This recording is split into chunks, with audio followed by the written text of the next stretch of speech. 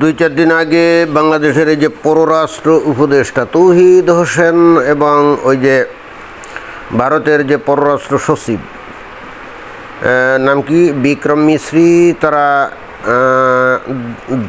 কাতার নাকি দুবাই কোথায় জানি কি একটা সম্মেলন উপলক্ষে তারা আবারও একসাথে বসে কথাবার্তা বলছেন। তো ওখানে কি কথাবার্তা বলছেন এ বিষয়ে আমরা কিন্তু পুরোপুরি জানতে পারি নাই। তারা কিন্তু পুরোপুরি বলে নাই, আভাসী ইঙ্গিতে এটা ওটা সেটা নানা কিছু। আর বাংলাদেশের মিডিয়া থেকে তো আসলে মানে প্রকৃত তথ্য জানা যায় না, শুধুমাত্র বাংলাদেশের মুমিন মুসলমানদের জন্য যে খবরটা ভালো হয় সেটাই বলে, অর্থাৎ সেক্ষেত্রে যদি প্রকৃত সত্য গোপনও করতে হয় সেটাই করে। তো অবশেষে আমরা এই যে ভারতের পররাষ্ট্র মন্ত্রণালয়ের মুখপাত্র তার একটা সংবাদ ব্রিফিংয়ে আমরা জানতে পারলাম, হালকা টাইপের, পুরো জানি নাই যদিও, কিন্তু যেটুকু বলছে তাতেই আমরা বুঝে গেছি যে আসলে ওখানে কী নিয়ে আলাপ আলোচনা হয়েছে। এবং ভারতের পররাষ্ট্র সচিব বিক্রম মিশ্রি বাংলাদেশের এই যে পররাষ্ট্র উপদেষ্টা তৌহিদ হোসেন সাহেব কী বলছেন, তো সেইটা দেখলাম যে কি 71 টেলিভিশন, হ্যাঁ 71 টেলিভিশনে এই যে প্রচার করছে, আমরা সেটা একটু শুনি। বাংলাদেশকে সন্ত্রাসবাদ স্বাভাবিক বিষয় হিসেবে না দেখার আহ্বান জানিয়েছে ভারত। সম্প্রতি আইওসির সাইডলাইন বৈঠকে বাংলাদেশের স্বরাষ্ট্র উপদেষ্টা তৌহিদ হোসেনকে এই কথা বলেছেন ভারতের পররাষ্ট্রমন্ত্রী এস জয়শঙ্কর। ও সরি, বিক্রম মিশ্রি না, তাহলে ভারতের একেবারে পররাষ্ট্রমন্ত্রী এস জয়শঙ্করের সাথেই তাহলে এই যে বাংলাদেশের পররাষ্ট্র সচিব এই তৌহিদ হোসেনের সাথে কথা হয়েছে। এবং সেখানে এই প্রথমে যে কথাটা বললো না, এতেই কিন্তু আমরা বুঝে গেছি যে আসলে ওই এস জয়শঙ্কর উনি কী বলছেন। উনি বলছেন যে বাংলাদেশে সন্ত্রাসবাদ খুব স্বাভাবিক একটা বিষয়, এভাবে যেন বাংলাদেশ না দেখে, অর্থাৎ বাংলাদেশের সরকার না দেখে। তো এটা তো একেবারে বোঝাই গেল যে ঘটনাটা আসলে কী, তাই না? বাংলাদেশে 5 আগস্ট পরবর্তী সময়ে যে ঘটনাগুলো ঘটে যাচ্ছে এবং এখন অনগোয়িং, কোথাও আইন শৃঙ্খলার তো কোনো বালাই নাই, এবং নট অনলি দ্যাট, যেভাবে মব জাস্টিস বাংলাদেশে দেখা যাচ্ছে, এবং বিশেষ করে তৌহিদি জনতার যে হুঙ্কার এবং তাদের যে কর্মকাণ্ড বাংলাদেশে একেবারে দ্ব্যর্থহীন কণ্ঠে আমরা বা পরিষ্কারভাবে দেখতে পাচ্ছি। এবং তৌহিদি জনতার দ্ব্যর্থহীন কণ্ঠে যে হুঙ্কার, সেগুলা খালি হুঙ্কারেই সীমাবদ্ধ থাকছে না, সেগুলো তো বাস্তবেও আমরা দেখতে পাচ্ছি, তাই না? এর বাড়ি ভাঙ্গো, ওর বাড়িতে আগুন দাও, তারপরে একে পিটাও, ওকে পিটাও, এবং তারপর কি, বিশেষ করে এই যে সরকার বর্তমানে কি ডেভিল হান্ট অপারেশন শুরু করছে, অর্থাৎ শয়তানকে ধরার যে প্রকল্প।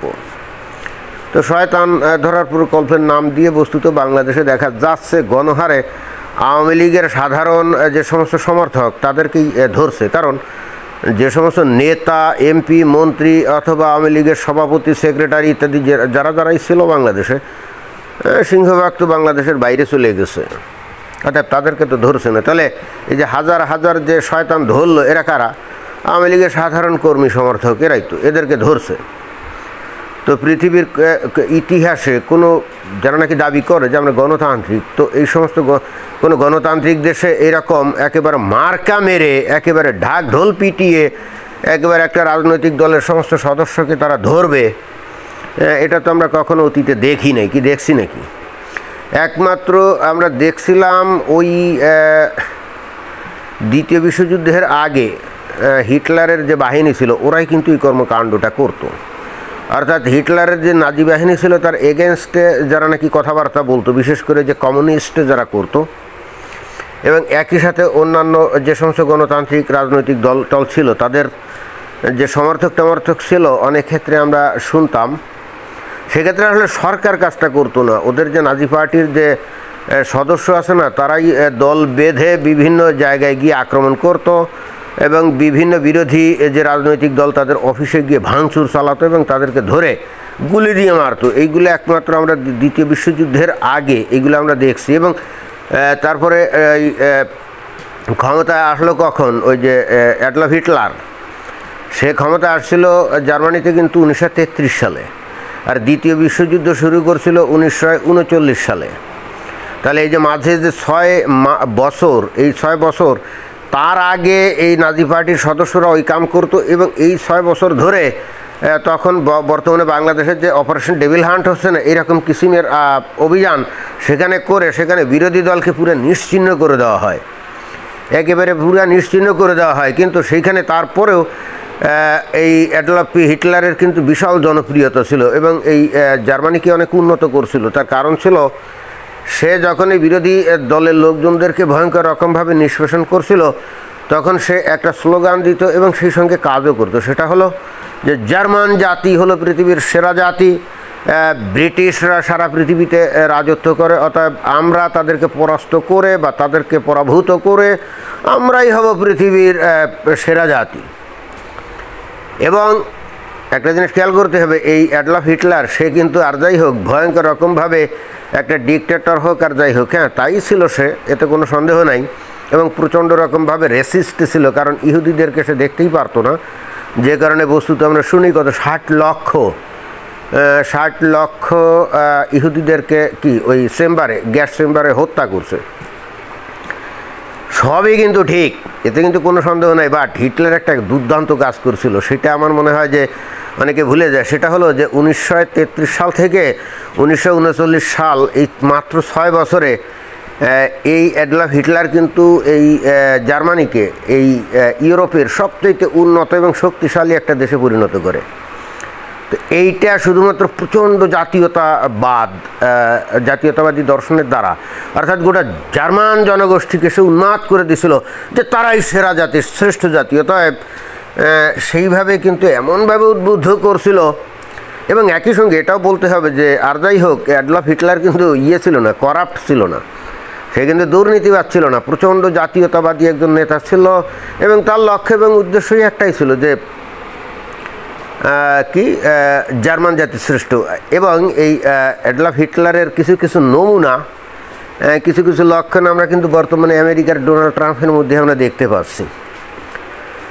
তার যে বিভিন্ন স্লোগানটা আছে না, যে আমেরিকা ফার্স্ট, তাই না, আমেরিকা ফার্স্ট, এর মানে কি?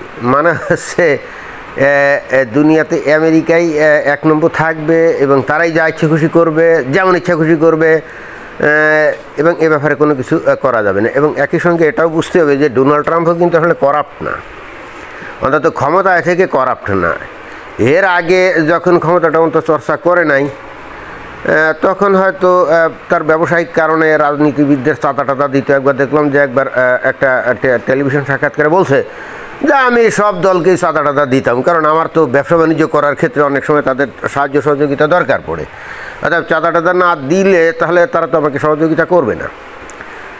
তো যে জিনিসটা আমি আসলে বলতে চাচ্ছি যে, তো ওই পরবর্তীতে দ্বিতীয় বিশ্বযুদ্ধ যখন শেষ হয়ে যায়, তখন এই সমস্ত সন্ত্রাসবাদী যে আদর্শ এই অ্যাডলফ হিটলারের, এটা তো কি নাজি পার্টি বন্ধ করে দেওয়া হয়, তার রাজনৈতিক দল বন্ধ করে দেওয়া হয়, নিষিদ্ধ ঘোষণা করা হয়। এবং নট অনলি দ্যাট, তার লেখা একটা বই মেইন ক্যাম্প, সেটাকেও কিন্তু এই ইউরোপে নিষিদ্ধ ঘোষণা করে দেওয়া হয়। এরকম বিষয় কিন্তু ছিল আর কি। এখন এত কথা আমি কেন বললাম যে বাংলাদেশের এই যে খবর, যেটা নাকি এই যে পররাষ্ট্রমন্ত্রী, এই যে পররাষ্ট্রমন্ত্রী বলছি, পররাষ্ট্র সচিব তৌহিদ হোসেনের সাথে বক্তব্যকালে এই যে ভারতের পররাষ্ট্র মন্ত্রী এস জয়শঙ্কর বলছেন সন্ত্রাসবাদকে স্বাভাবিক হিসাবে দেখার কোনো সুযোগ নেই। অর্থাৎ অন্য কথায় আমরা যেটা দেখতে পাচ্ছি যে বর্তমানে বাংলাদেশে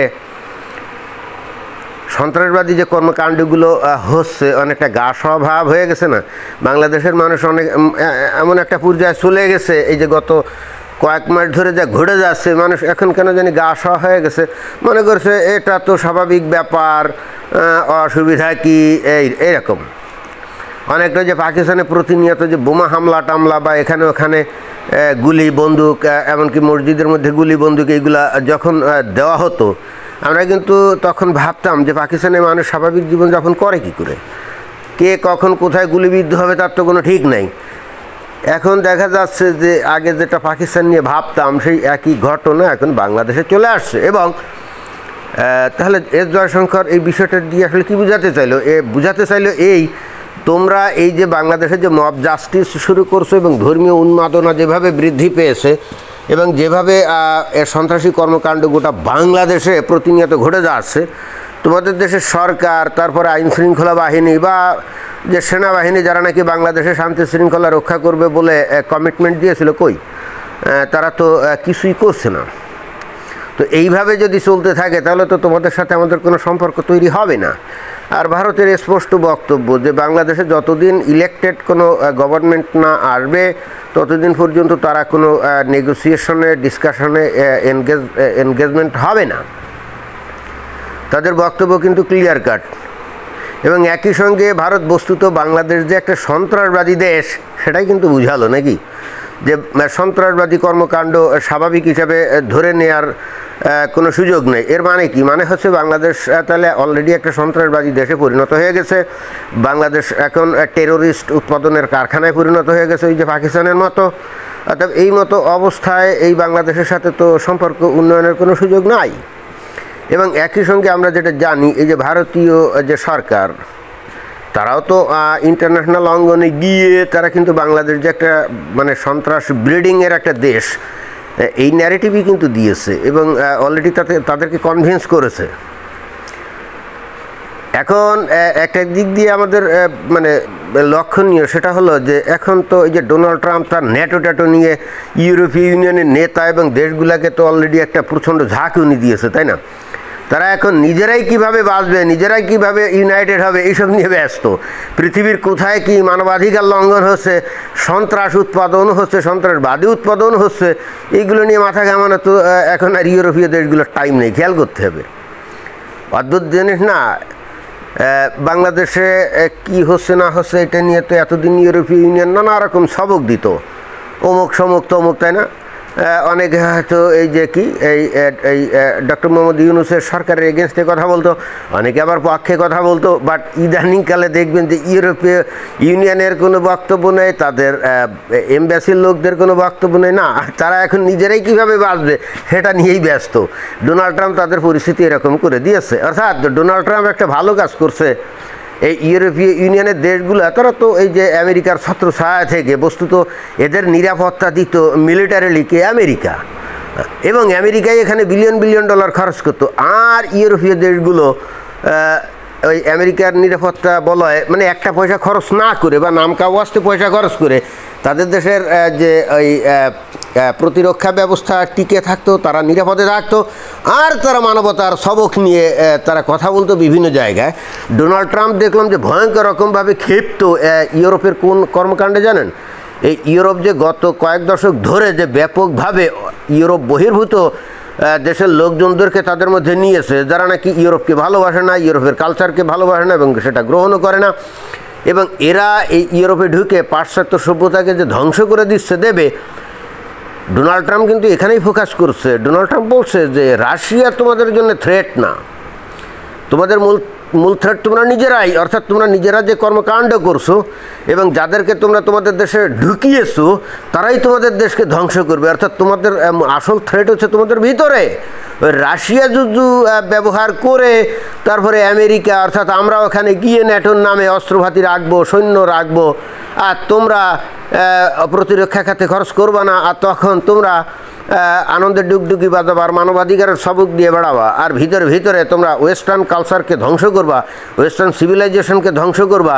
তোমাদের রাজনীতিবিদরা তো পুরা ইডিয়ট ছাড়া আর কিছু না, তোমাদের রাজনীতিবিদরা পুরা ইডিয়ট ছাড়া আর কিছু না। এবং আমরা কিন্তু এটা দেখতেও পাচ্ছি, যখন ডোনাল্ড ট্রাম্প এই যে এখন এই যে ন্যাটো নিয়ে টানা হাসা শুরু করছে না, ইউক্রেন আর রাশিয়ার যুদ্ধ বন্ধের জন্য যে তাদের পাত্তা না দিয়ে এককভাবে এগোচ্ছে, তখন আপনারা যদি খেয়াল করেন ইউরোপীয় নেতারা ভেবাচাকা খেয়ে গেছে এবং কী করবে এটা কিন্তু তারা বুঝতে পারছে না।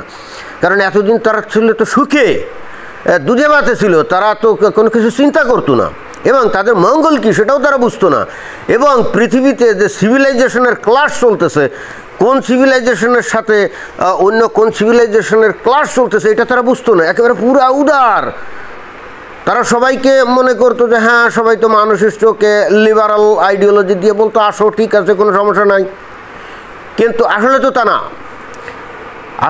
না, আমি আমার বাড়িতে তো এমন কাউকে আশ্রয় দিতে পারি না যে আমাকে পছন্দ করে না, আমাকে ভালোবাসে না এবং আমার আদর্শকে পছন্দ করে না, সম্মান করে না, ভিন্ন মত পছন্দ করে না, ডেমোক্রেসি পছন্দ করে না। তাহলে এই ধরনের লোককে আমার বাড়িতে আমি আশ্রয় দিলে 2 দিন পরে সে তো আমাকে আমার বাড়ি থেকে উচ্ছেদ করে দিবে, তাই না? ডোনাল্ড ট্রাম্পের বক্তব্য হচ্ছে তাই যে তোমরা কয়েক দশক ধরে আমরা তোমাদের নিরাপত্তা দিলাম, আর তোমরা কি করলে? তোমাদের দেশের মধ্যে এমন লোকজন ঢুকিয়েছো বিপুলভাবে, এখন তোমাদের দেশেই এখন তারা আস্তে আস্তে ফ্রাঙ্কেনস্টাইন হয়ে এই ওয়েস্টার্ন সিভিলাইজেশন ধ্বংস করার চেষ্টা করছে। ডোনাল্ড ট্রাম্পের বক্তব্য হচ্ছে যে আমরা তো আসলে ওয়েস্টার্ন সিভিলাইজেশনের অংশ, আমি আমেরিকা বা ইউরোপীয় কান্ট্রিগুলো তো ভিন্ন কিছু না, আমরা তো আসলে একই ঐতিহ্যের ধারক বাহক, একই কালচারের ধারক বাহক। তাহলে তোমরা এই সমস্ত কী শুরু করছো? এবং তারাই এখন তোমাদের দেশে যে যেমন উদাহরণস্বরূপ বলা যায় যে জার্মানিতে কিছুদিন আগে এই যে রিফিউজি যে একটি শরণার্থী, তারা দল বেঁধে এখন জার্মানিতে কি শরিয়া কায়েম করবে, এবং এগুলো দেখার পরেও তারা কিন্তু কোনো টুটা শব্দ করে না। এবং এটা নিয়ে কথা বলতে গেলে ওই যে মুসলমানরা কি বলে ইসলামোফোব, এবং এই পাশ্চাত্য সভ্যতায় ইসলামোফোব আবিষ্কার করে অস্ত্রটা তুলে দিয়েছে, অর্থাৎ কোনো কথাই বলতে পারে না। এই যে এই ইউকেতে সেখানে প্রচুর পরিমাণে ওই যে গ্রুমিং গ্যাং, তারা কি করছে, অল্প বয়সী মেয়েদেরকে রেপ করছে। কারা? পাকিস্তানি যে লোকগুলা, তারা দল বেঁধে এই কাজটা করছে। যখন পুলিশ এগুলোকে ধরছে, এদের বিরুদ্ধে তদন্তও করে না, বিচারও করে না, করলে তখন ওই যে মুসলমানদের এগেনস্টে হয়ে যাবে। তো এই জন্য তারা রেসিস্ট হিসেবে ইয়ে হবে। চিন্তা করে দেখেন, পাকিস্তানিরা কিন্তু এগুলো কেয়ার করে না, তারা তো জানে যে আমরা কি করছি, আর আমাদের এগেনস্টে কিছু বলতে পারবে না, কারণ পশ্চিমারা তাদের নিজেদের অস্ত্রে নিজেরাই এখন ঘায়াল হচ্ছে। চিন্তা করে দেখেন, এবং মানে এই বিষয়গুলো আর কি। তো এর মানে কি? মানে হচ্ছে যে এই যে সন্ত্রাসবাদী যে চিন্তা চেতনা, সন্ত্রাসবাদীদের যে উত্থান, এটা যে খালি এই বাংলাদেশ না, ইউরোপীয় দেশগুলো তো আছে, এবং সেটা ডোনাল্ড ট্রাম্পের অ্যাড্রেসে আছে, তার নজরে আছে, সেটা বোঝা যাচ্ছে। এবং ঠিক ওই একই সুরে এই যে ভারতীয় যে পররাষ্ট্র দপ্তর থেকে বলা হচ্ছে যে বাংলাদেশ তোমরা কিন্তু একই লাইনে আসো, তোমাদের দেশে যে সন্ত্রাসবাদী চিন্তা চেতনার প্রসার ঘটছে, সন্ত্রাসীরা দাবড়ে বেড়াচ্ছে, তোমরা সন্ত্রাসের ব্রিডিংয়ে পরিণত হয়েছো, অতএব তোমাদের সাথে আমাদের সম্পর্ক তো তেমন হবে না। আমার কাছে বস্তুত এরকমই মনে হলো, অর্থাৎ আন্তর্জাতিক প্রেক্ষাপটের সাথে বাংলাদেশ ভারতের সম্পর্কের একটা যোগসূত্র আছে। অর্থাৎ ডোনাল্ড ট্রাম্পের যে পররাষ্ট্রনীতি যেভাবে কথা বলছে, এই ভারতও কিন্তু অনেকটা সেই সুরে কথা বলছে। এখন বাংলাদেশের মুমিন মুসলমান তো এগুলো কেয়ার করে না, ওরা মনে করে বাংলাদেশে যা করছে এটা তাদের ধর্মীয় আদর্শের পক্ষে, অতএব এটাকে কে বা কারা সন্ত্রাসী আদর্শ বললে এটাতে তাদের কিছু যায় না। বিষয়টা আসলে কিন্তু তাই, অন্তত আমার কাছে তাই মনে হয়। তো ধন্যবাদ।